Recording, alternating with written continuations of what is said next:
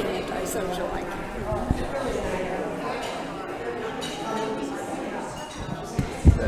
Good afternoon, everyone. Great to see you all here. I hope you're enjoying time with one another and a simple lunch. I'm so excited for the next 3 days that we have faculty from Emory's Candler School of Theology, particularly from the Candler Foundry, here to teach us about discipleship and doubt. We're going to be looking at the Passion narrative according to the Gospel of Mark. And today we begin with our very good friend, Ryan Bonfiglio, who is known, for those of you who come to adult formation events, for being the best teacher that we have here. He's our favorite. And really, we're just so grateful for that he and his colleagues who will be here the next couple days bring such richness of intellectual rigor, but also especially asking the so what and the relevance to our life. And so he will be doing that for us today. Ryan is associate professor in the practice of Old Testament. His scholarship focuses on biblical metaphors, ancient Near Eastern art, and the theology and practice of Sabbath. I kind of wish you were just telling us how to rest today. Maybe you could add that in somehow. Alongside his Old Testament teaching and research, he serves as the executive director of the Candler Foundry. And so I will invite Ryan up. Thank you so much. Great, thanks, Jenny. Appreciate it. Well, friends, good afternoon. It is great to be with you.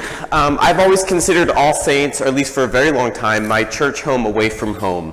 My wife is a pastor, so that is my church home for many reasons, including the health of my marriage. But it is great to be with you all. It's great to worship here and to be a part of this Passion Week in this program. Now, I know it is Passion Week. I know it is almost April. I know it is Lent.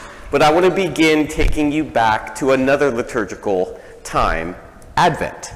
See, every Thanksgiving, just about when Advent is beginning, my family pulls out from this closet this massive nativity set. Maybe you do something the same in your family. Now, I'm a professor of the Bible. My wife's a pastor. So you would expect, not surprisingly, our nativity set to be the deluxe edition.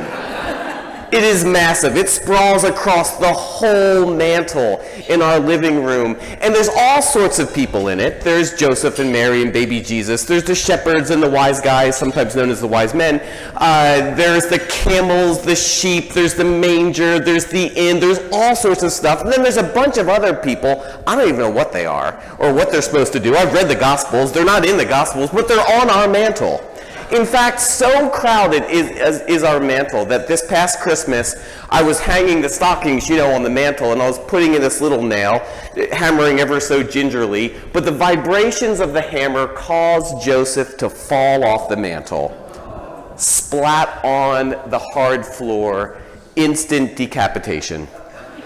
Now, fortunately, that was bad. Fortunately, though, we have so many extra characters in our nativity set, I just moved another dude into place, and he was instant Joseph, and no one else knew because this other figure didn't have a role to play anyway. Now, I love nativity sets, but here's the thing. Nativity sets actually are quite deceiving. Why? Because in no single gospel account are all of the elements in your nativity set present, right? A nativity set pulls from all of the different gospels and crowds all of the figures together in one story. For instance, the wise men, they're only found in Matthew's gospel, whereas the shepherds are only in Luke's gospel. The inn and the manger, that's only Luke. The star, only in Matthew. So the nativity set pulls, the angels, by the way, there's always angels. Matthew and Luke have angels, multiple angels, but they do different things, and they talk to different people.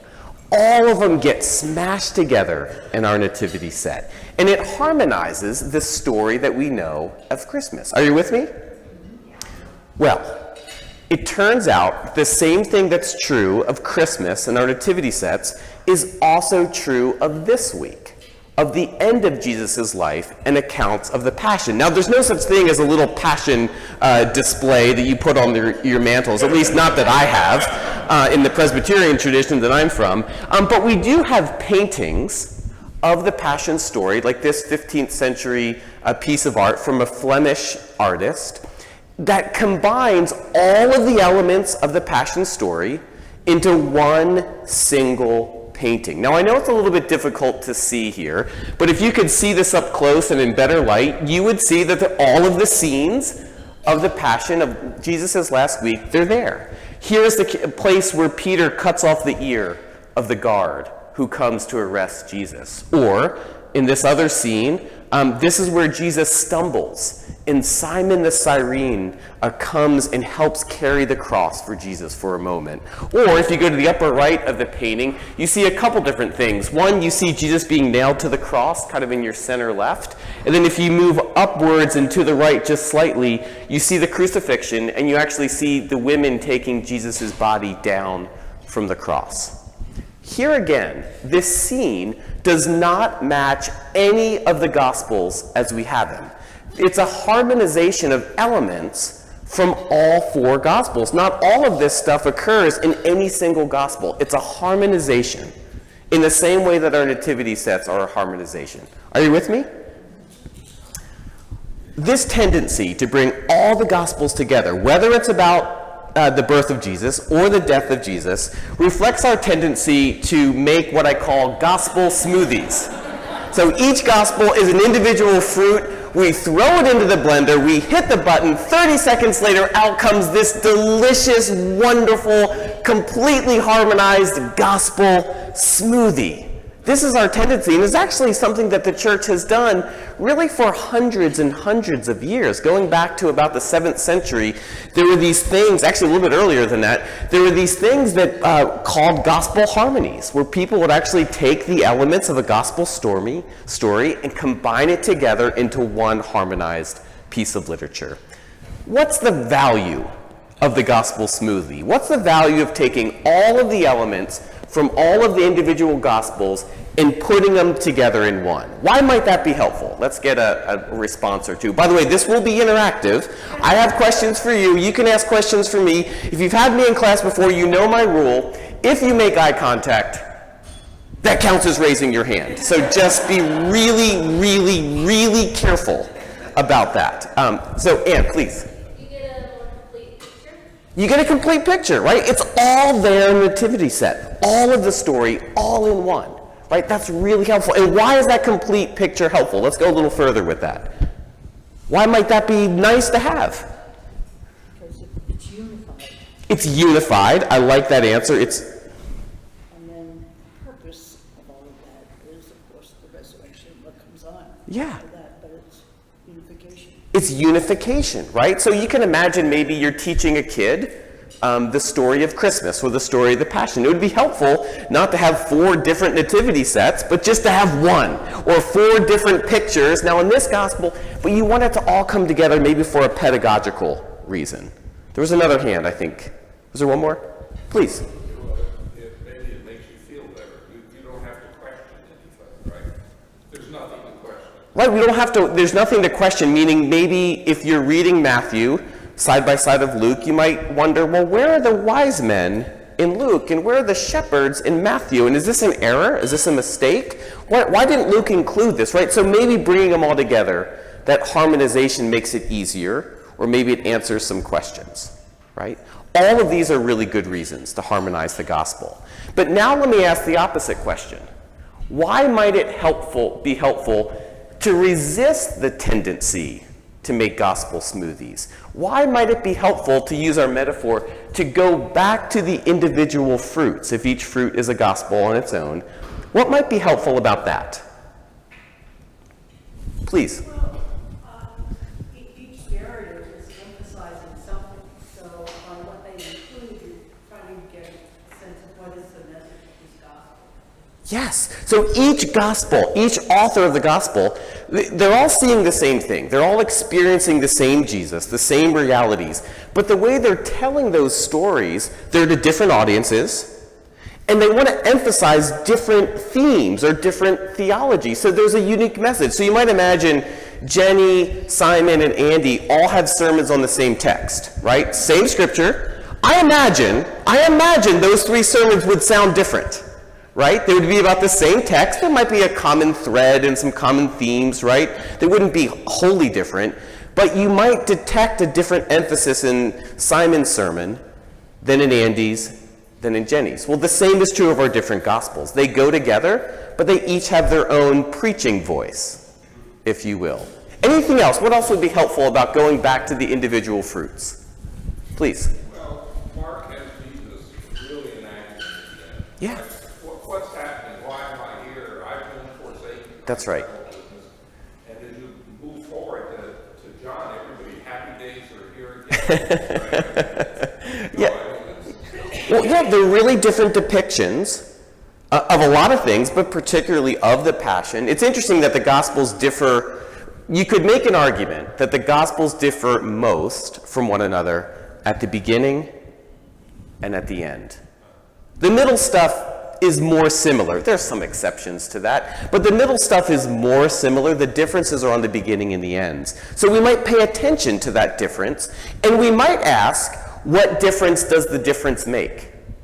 If Mark tells it this way, what's the point of that? What's the message? What's the theology? What are we supposed to pay attention to? What are we meant to learn? Please. Yeah, the word that pops to mind is authenticity. Yeah. They're more authentic, coming from 4 different people with their points of view and their observation and perspectives. That's exactly right. It's more authentic. If they each told the same story in the same way, I actually might be a little bit suspicious. If this was a Candler classroom, I would wonder if maybe they worked together outside of the parameters of the syllabus to come up with the same answer. So I like this idea that there's some authenticity in this. Well, friends, this is great. Love, beautiful insights. Here's what we want to do starting today and then going into tomorrow and then on Wednesday. Me and my colleagues from Candler, who are New Testament instructors, we're going to think together about how to unharmonize the Gospels. We want to go back to the individual fruit of one particular Gospel, the Gospel of Mark, and we want to think about the Passion narrative in Mark, and in particular, we want to think about the theme of discipleship in the Gospel of Mark. Now, why Mark? Why the Passion? Why discipleship? Well, for one, Mark's presentation of the Passion, and when I use that word Passion, I'm going to mean that sort of as a cover term for the whole last week of Jesus' life. What's interesting about Mark is that Mark's account of the Passion is the longest account of all 4 Gospels. Now that's interesting in its own right, but it's even more interesting because Mark's Gospel is the shortest Gospel of all 4. So think about that. The shortest Gospel spends the most amount of time on the Passion. 7 of Mark's 16 chapters are on the Passion. Some people have actually said that Mark's Gospel is a Passion narrative with an extended introduction. So we want to think together a little bit over these days about why is Mark spending so long on the Passion? What does that tell us? What sense do we make of that? That's number one. Number two, when it comes to the distinctions between the 4 Gospels, one of the points of distinction is how the disciples are presented. How the disciples are presented. Now, in all 4 Gospels, there are disciples. There are followers of Jesus. In all 4 Gospels, those disciples are called to leave families and jobs to come follow Jesus. And in all 4 Gospels, the disciples do that. And in all 4 Gospels, the disciples, guess what? Like me and you, they're not perfect. They get some things wrong along the way. They make mistakes. They don't fully understand. That's true of all 4 Gospels. But in Mark, the disciples fail all the time.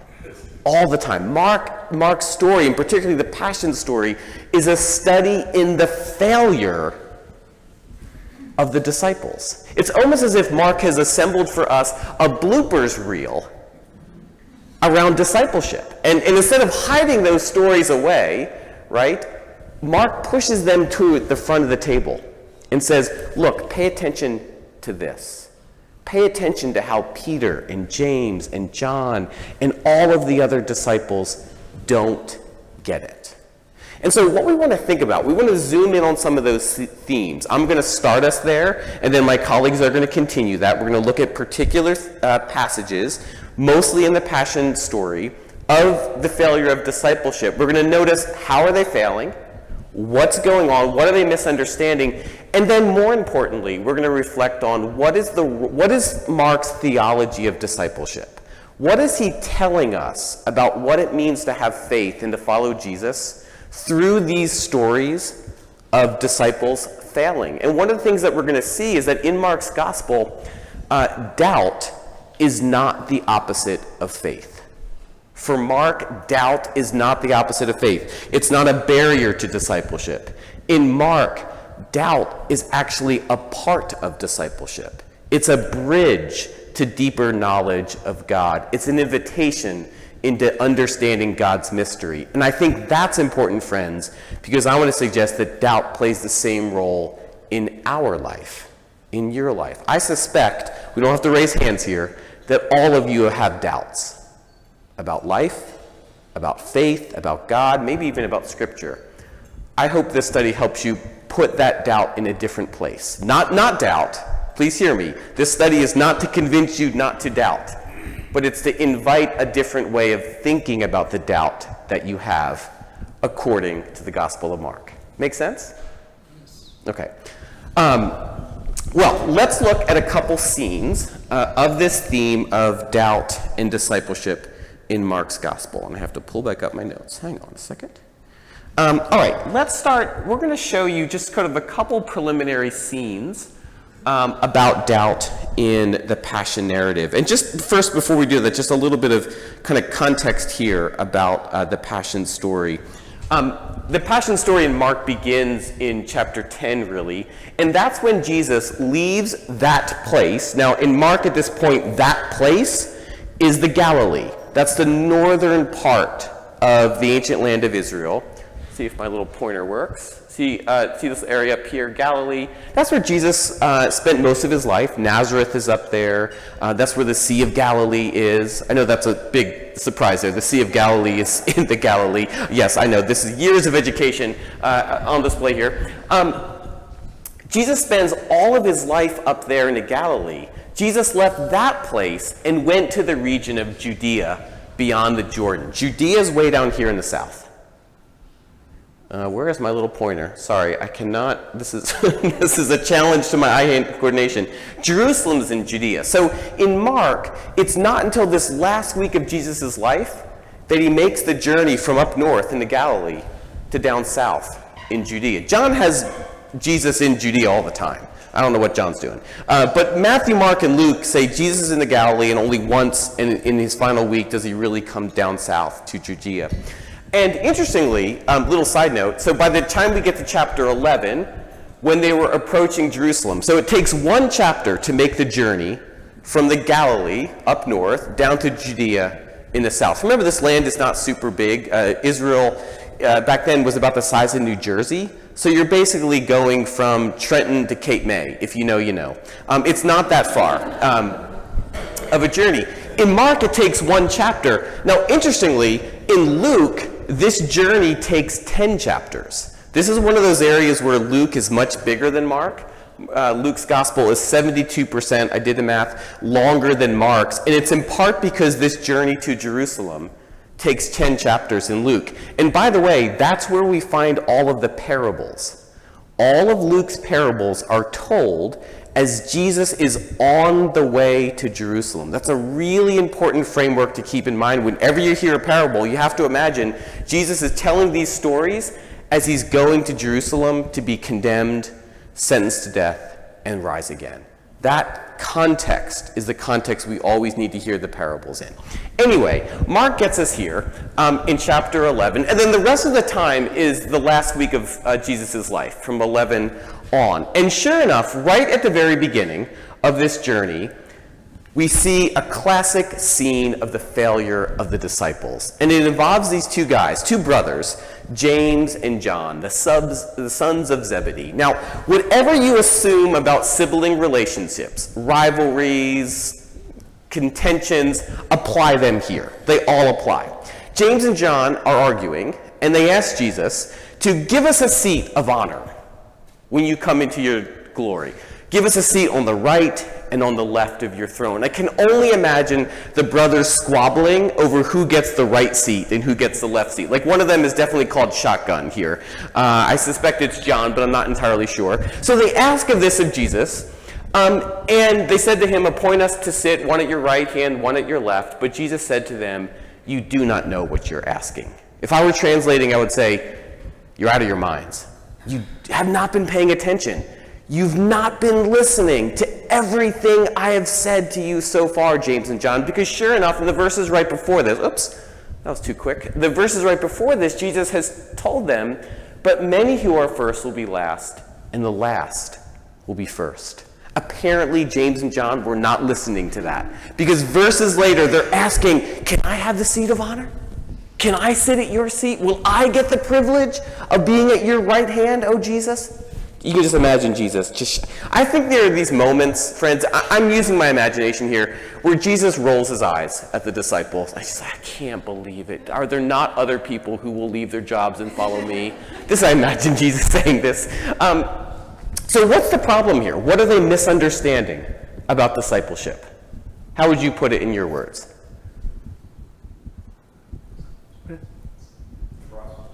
Okay, trust. Maybe something about trust.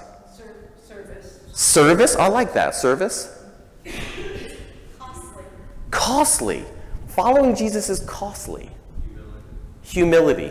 Absolutely. Yeah, this is really, really good. The way I would put it, and it's just another way of saying everything you have said, is that they misunderstand what it means to be chosen, to be a disciple. You see, they thought of chosenness. I've been called and chosen to be a disciple, to be an invitation to honor. They think it's about prestige and privilege and prerogative, and Jesus is like, no. To be chosen is about responsibility. It's not about privilege. It's not about prerogative. It's not about prestige. It's about responsibility. And sure enough, when we go back to the Old Testament, which of course back then wasn't old, it was just Testament. That's all they read was the Old Testament. I kind of would have fit in back then. I would have liked that.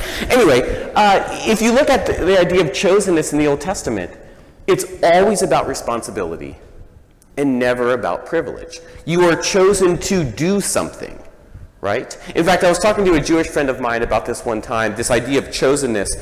And he said, yeah, in Judaism, chosenness means you don't have a choice. And that struck me. I was like, tell me about that. He said, yeah, to be chosen, to be a chosen people, means that you don't have a choice with respect to the responsibilities you have. And I think what he said actually really gets at the Old Testament idea, and Jesus' idea, of what it means to be chosen. It's not about privilege. It's not about priority. It's not about prestige. It's about a responsibility that you don't get to opt out of. That's the you don't have a choice part of chosenness. And I think that's what James and John misunderstand. They're understanding discipleship as a seat of honor. And Jesus is saying, the last will be first. The first will be last. Come, follow me to the cross. Note where I'm going. You're going there too. You with me? This is number one. This is scene number one of the failure of the disciples. Oh, let me show you one other cool thing. So interestingly, Matthew has this story as well. Okay, so you might think, well, wait a second. I thought the failure of discipleship is only in Mark. Well, Matthew has this story as well, but Matthew frames it a little bit differently. Let me read it, and I want to see if you can detect what Matthew has done. Then the mother of the sons of Zebedee came to him with her sons, and kneeling before him, she asked a favor of him. And he said to her, what do you want? She said to him, declare that these two sons of mine will sit, one at your right hand and one at your left in your kingdom. But Jesus answered, you do not know what you are asking. What's the difference, and what difference does it make? Do you see it? The mom does the asking, right? And how does that make it better, in a way? Or at least how does it make it better for James and John? Oh, that's right, totally. They're not responsible for the ask. And how can you blame a mother for wanting the best for her two kids? Right? What doting mother wouldn't want seats of honor for their kids, right? So at worst, in Matthew's version, this is just the overzealousness of a loving mother. But in Mark's version, no. These are two brothers squabbling over positions of honor. So do you see what happens there? Two stories, they're both in Mark and Matthew, but Matthew changes it ever so slightly. Now you might ask me, how did it really go? Which one is right? We don't know. We only know these two different versions of framing it. I have a suspicion, this is just Ryan here, I have a suspicion that Mark's is original and that Matthew softens it by adding the mother, because Matthew is afraid in some ways of the disciples failing. And Mark says, nope, that's what disciples do. They fail, and that's what we need to pay attention to. Are you with me? Make sense? Questions so far? We doing okay? All right, let me show you a second scene. In Mark, the disciples never fully understand who Jesus is. It's really interesting. The people closest to Jesus never fully get it. One way we see this is that in Mark, the disciples are always calling Jesus rabbi. Now, in Hebrew, rabbi means great one, and it's a title for a teacher. It's almost like saying professor or doctor or something like that. And so it's partly right. Jesus was a teacher in many regards. He's often teaching people from the scriptures and new ways of understanding. But interestingly, in the other Gospels, the term rabbi is not typically used of Jesus. Luke never uses rabbi for Jesus because Luke's like, this is the Son of God. Be really clear. This is not some teacher. This is not some rabbi. This is the Son of God. Now, that's Luke. Matthew does use rabbi on a couple of occasions. Not that one. Sorry, it's not on the screen. Matthew uses the term rabbi 3 times. It's all one person, whoever uses the term rabbi for Jesus. Any guesses of who it is? It's someone who doesn't get it. Not Peter. Peter does better in Matthew. He's going to have a problem in Mark.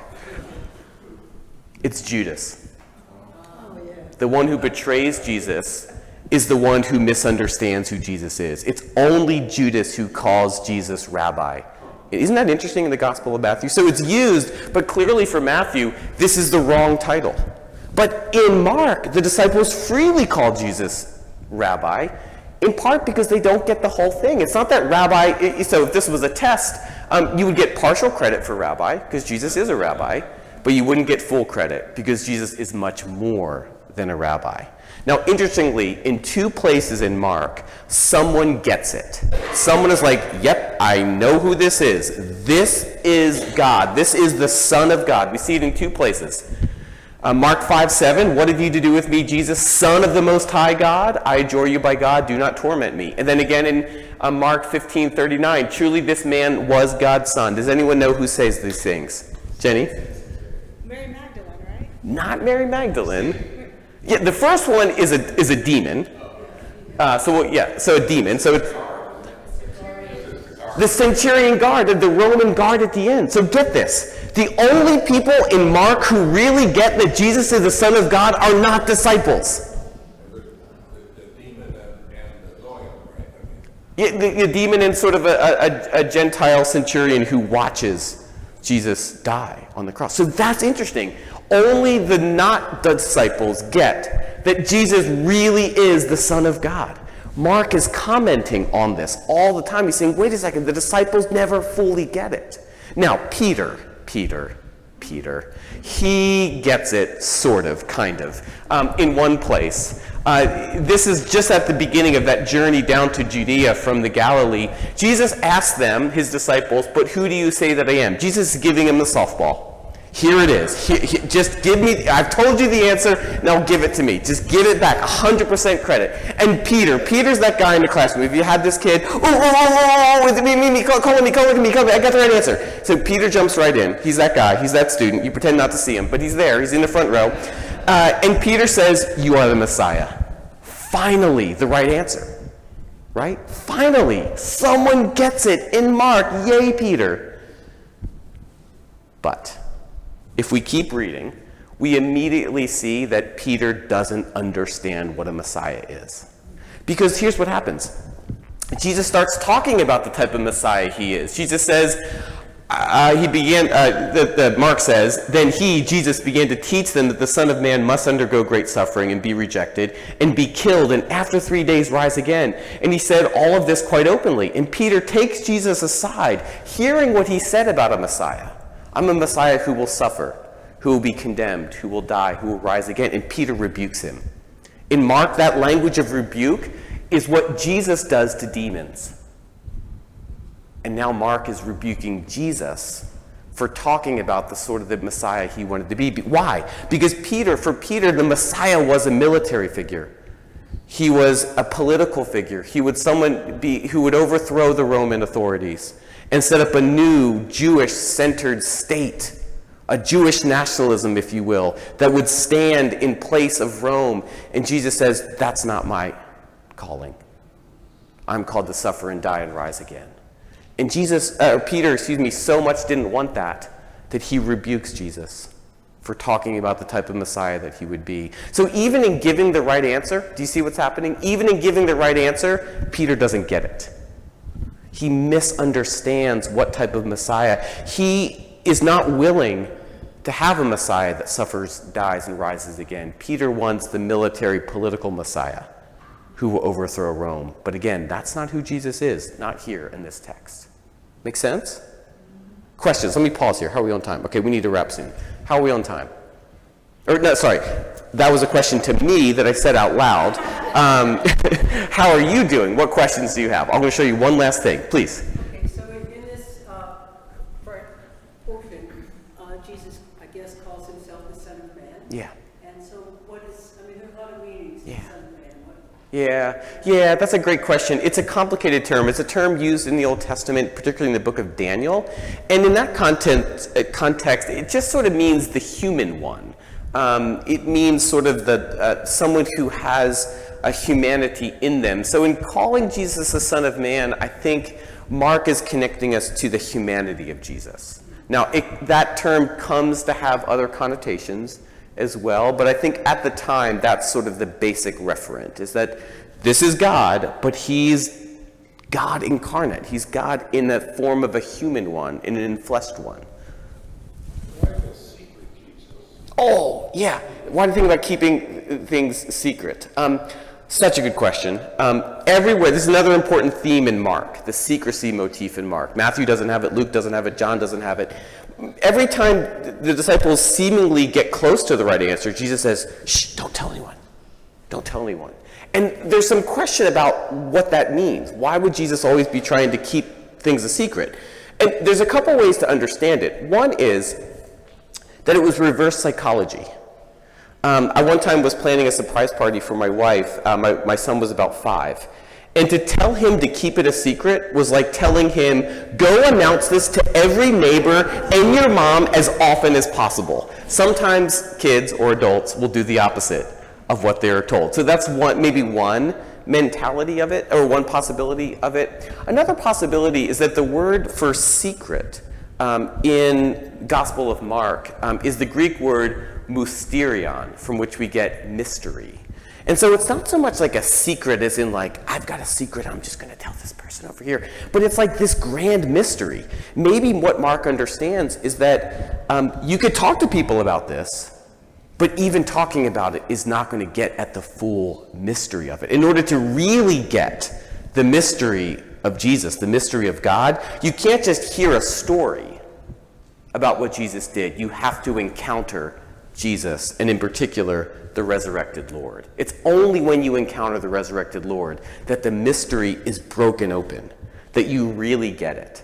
A third way of understanding it is that the disciples are always keeping things a secret. They're getting it wrong. They're keeping it a secret. And as readers of the gospel, that means that we are to step in place of the disciples. We are the ones to understand. We are the ones to tell the secret that the disciples never could tell. In other words, we are in place of the faithful disciple in Mark. We are the ones to go out and pronounce the good news of the resurrection. Jen Quigley, my colleague, is actually one of her lessons is going to be on the very ending of Mark, which very weirdly doesn't tell of the resurrection. And she's going to help us think about, well, why is that? And what does that invite us into as readers of this story? But more on that on Wednesday. Let me do this to wrap up. Jenny knows that one of my spiritual gifts is to prepare more content than I possibly could ever have time to teach, and Jenny, I am true to form here today. So let me just kind of bring us into a little bit of summary and so what for what we have seen. So we've seen that in Mark, the disciples really don't get it. They misunderstand priorities, they don't understand the kingdom, they really don't fully get who Jesus is. This is the bloopers reel. And I think for Mark, this is not an expose. Mark is not trying to make the disciples look bad, or he is, but there's a deep theological purpose to what Mark is doing in showing us the failure of the disciples. And I think this is where it really comes back to us. And so I want to make 3 final points that won't take but another 45 minutes. Okay, 5 minutes.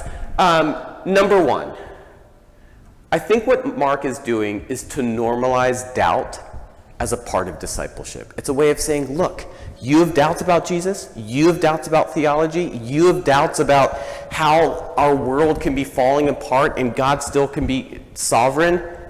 Join the boat, join the company. You're not alone. Even Peter and James and John's, the pillars of the church, had doubts. You don't have to think of doubt as the opposite of faith. Doubt for Mark is a part of faith. When I was in college and first coming of age of faith, I was in a campus ministry group that leaned pretty far right. And I remember them saying that when we came to church, we had to leave our doubts at the door. As if doubts would be a hindrance to an encounter of a sermon or the Eucharist or any sacrament of the church or an encounter in fellowship. And I believed that. And I felt deeply the cognitive dissonance of having doubts, but also being a person of faith. Those doubts were alongside of my faith, but they didn't render my faith null and void. But I felt shameful about that. I felt like I had to hang up those doubts like a hat or a coat as I entered the sanctuary. And as a result, I couldn't be authentic. I couldn't bring my full self into faith. And I think Mark is saying, no. Bring those doubts with you. That is faith, to bring doubts with you into the place of worship. Mark normalizes it and says, it's okay. It's okay to have that. There is no shame in whatever doubt you have. That is part of what it means to be a follower of Jesus. In fact, I would go so far, point 2, to say that not only is doubt not a barrier to faith for Mark, but I think Mark would say doubt is a bridge to faith in many respects. The term disciple in Greek, mathetes, means learner. It means someone who follows, someone who is curious, someone who asks questions. And for me, I find that my best students are not the ones who have all the answers, but are the ones who are committed to asking good and better questions. And I've often wondered, after Peter gets it so wrong about the Messiah, and as they're walking down to Judea, that pathway, I wonder what happened to Peter. The text doesn't tell us, by the way, but I can imagine Peter having questions and asking questions and wondering, wait, what is a Messiah? I can imagine him going back to the Old Testament, flipping through and saying, wait, what did I misunderstand? I imagine that the doubts and the things that the disciples get wrong actually are the bridge to a deeper understanding of who Jesus is. And I think Mark is signaling that that is part of discipleship. Doubt can be a bridge to faith. And then finally, I think Mark would say that doubt is the only appropriate response to the mystery of God. We already talked about secrecy. I was going to bring it up here, that this idea of a secrecy of the divine in Mark is a mystery. For Mark, maybe more than any other gospel, Jesus is a mystery, a profound mystery, a mystery that we can't possibly wrap our minds around. Even the best rabbi, the most pious priest, can't wrap their minds around the mystery of God. Mark gets that arguably more than any other gospel, and he says, look, the only appropriate response to mystery is some measure of doubt. Because Mark, I think, would think, if he was here, he would say, look, if you don't doubt, you don't really get it. If you don't have some doubt, you've not really encountered the mystery of God. If you don't doubt, you've domesticated Jesus into a nice guy who lived a long time ago, who taught some good things about loving your neighbor, and that's it. Mark says Jesus was more than that. And if you don't doubt, you don't get it. So friends, for these reasons, discipleship and doubt aren't opposites in Mark. They're two sides of the same coin. They have to go together. They're part of what it means to encounter Jesus in this final week of his life. And it's part of what it means for you and I to encounter Jesus in this week as we lead up to the good news of the resurrection. Thank you all very much.